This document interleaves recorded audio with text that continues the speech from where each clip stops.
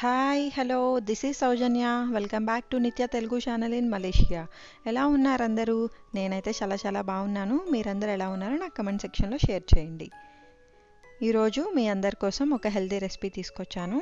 సోయాబీన్స్తో మనం టోఫు చేసుకుంటాం కదా, దాన్ని ఇంట్లోనే ఈజీగా ఎలా చేసుకోవచ్చో, దీనివల్ల హెల్త్ బెనిఫిట్స్ ఏంటో కూడా చూద్దాం. ఫస్ట్ ఈ సోయాబీన్స్ని వన్ నైట్ అంతా లేదంటే 6 to 10 hours వాటర్లో నానబెట్టుకోవాలి. ఇలా నానబెట్టుకున్న సోయాబీన్స్ని ఇలా హ్యాండ్స్తో రబ్ చేస్తే పైన ఉన్న లేయర్ మొత్తం ఊడిపోయి వచ్చేస్తుంది. సో ఆ లేయర్ తీసేసి మనం ఓన్లీ బీన్స్ మాత్రమే మిక్సీలో వేసుకోవాలి. ఇది స్టెప్ మాత్రం స్కిప్ చేయకూడదు, ఎందుకంటే వాటర్లో నానబెట్టుకోకపోతే మనకి పైన స్కిన్ అనేది రాదు. సో మనకి సోయాబీన్స్ అనేవి కూడా వాటర్లో ఎక్కువసేపు నానితే వాటి షేప్ కూడా మారుతుంది, ఇలా ఓవల్ షేప్లోకి వస్తుంది అనమాట. వాటిని వాటర్లో నానబెట్టకపోతే మనకి మిల్క్ కూడా రావు. సో అందుకని వాటర్లో నానబెట్టే స్టెప్ మాత్రం మర్చిపోవద్దు.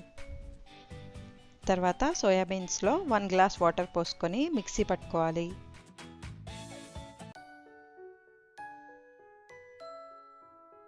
ఇలా గ్రైండ్ చేసుకున్నాక మనకి థిక్ పేస్ట్ అనేది వస్తుంది.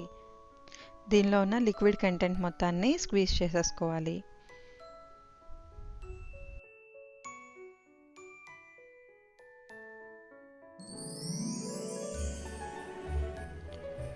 ఇలా లిక్విడ్ స్క్వీజ్ చేసేసుకున్నాక పైన క్లాత్లో మనకి పల్ప్ మిగిలిపోతుంది.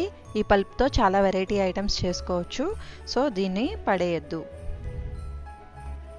ఇప్పుడు ఈ మిల్క్ని మనం 2 మెథడ్స్లో బాయిల్ చేసుకోవచ్చు.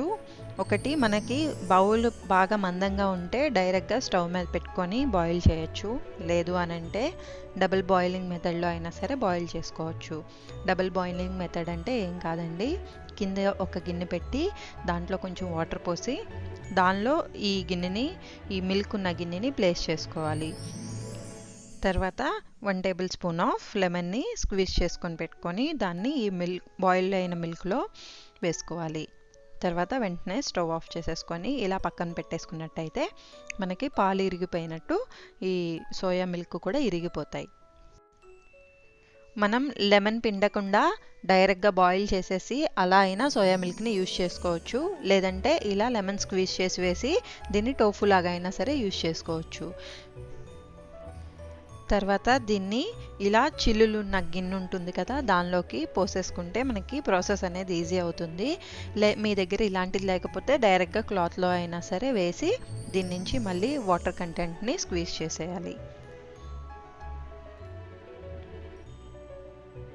దీన్ని సోయా మిల్క్లా తీసుకున్నా సరే లేదంటే టోఫులా చేసుకున్నా సరే పిల్లలకైనా పెద్దవాళ్ళకైనా చాలా హెల్దీ. దీనిలో ప్రోటీన్స్, కార్బోహైడ్రేట్స్, ఫైబర్ కంటెంట్స్ చాలా ఎక్కువగా ఉంటాయి. సో మనకి మోకాళ్ళ నొప్పులు ఉన్న వాళ్ళైనా డయాబెటిక్ పేషెంట్ అయినా వీటిని తీసుకోవడం వల్ల చాలా హెల్త్ బెనిఫిట్స్ అనేవి ఉంటాయి. అలాగే ఈ సోయా మిల్క్లో జాగేరీ కానీ అంటే బెల్లం కానీ లేదంటే హనీని కానీ యాడ్ చేసి పిల్లలకి ఇస్తే ఇష్టంగా తాగుతారు. తర్వాత ఆ క్లాత్లో ఉన్న పౌడర్ని తీయకుండా ఆ క్లాత్ని టైట్గా రోల్ చేసేసి ఇలా ఒక బౌల్లో పెట్టుకొని దాని మీద కొంచెం వెయిట్ పెట్టాలి. ఇలా ఒక 1/2 hour to 1 hour ఉంచినట్టయితే దానిలో ఉన్న వాటర్ అంతా వెళ్ళిపోయి మనకి పైన పిండి అనేది కొంచెం గట్టిగా అవుతుంది. దీన్ని మనకి ఇష్టమైన షేప్స్లో లేదంటే క్యూబ్స్లా కట్ చేసుకున్నా సరే టోఫు అనేది రెడీ అయిపోతుంది. దీంతో చాలా వెరైటీ ఐటమ్స్ చేసుకోవచ్చు. అవన్నీ కూడా నేను నా నెక్స్ట్ వీడియోస్లో పోస్ట్ చేస్తాను, తప్పకుండా చూడండి. మనం బయట మిల్క్ తీసుకొని దాంతో పన్నీర్ చేసుకునే కన్నా లేదంటే బయట నుంచి పన్నీర్ కొనుక్కునే దానికన్నా కూడా ఇలా ఇంట్లోనే ఈజీగా మనం ప్రిపేర్ చేసుకోవచ్చు టోఫుని. సో ఇలాంటి హెల్త్ బెనిఫిట్స్ ఉన్న టోఫుని మీరు కూడా ట్రై చేసి ఎలా వచ్చిందో నాకు కమెంట్ సెక్షన్లో షేర్ చేయండి. అలాగే మీకు ఆ రెసిపీ నచ్చినట్టయితే please like, share, comment and subscribe to my channel.